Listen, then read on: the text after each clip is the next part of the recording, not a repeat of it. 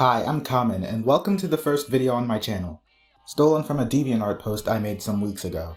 Now let's launch into the meat and bones of today's article. I'm not going to pretend that there's an abundance of Latino-led shows, or that we have enough Latino representation in media. I will also not pretend it's not an issue. There are very few, and the only one I can think of is Victor and Valentino. As far as I'm aware, its network, the Cartoon Network, does not have a problem with it. Why? Because it manages to mostly respect its audience. Here are some words from an article that will be linked in the description. Well, to the person who said this, the Casagrandes ran for 3 years, suffering through abysmal ratings and horrendously low viewership numbers. Nickelodeon tried to let it grow and were really confident about its success. They gave it an entire block at the beginning of season 4, which, albeit poorly received, does show their confidence.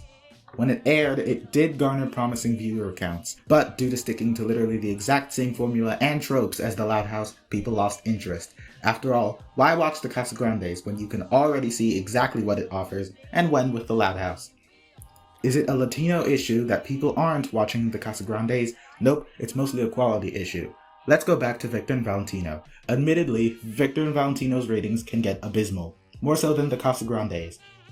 There are YouTube videos with higher viewer counts. The Casagrandes isn't keeping anyone's attention. It's not offering anyone any reason to stay and watch their TVs, as opposed to alternatives like Netflix and YouTube. Additionally, Casagrandes had no identity beyond the Mexican Loud House, and all it takes is 6 seconds of internet searching to confirm that. I challenge Astrid Galvan, who wrote the articles, and Eva Longoria, to watch the Casagrandes and find something they like. What really is sad about the article is that the article actually comes so close to understanding the problem. Latino content creators can succeed if they tell unique stories that carry a universal message, like the mega hit Squid Game, a Korean show that resonated with American audiences because its core message was against classism.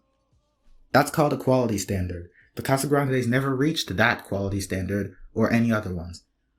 And rule of thumb, if the only thing people remember about your show is the representation and diversity, then it's boring, bland, and bad.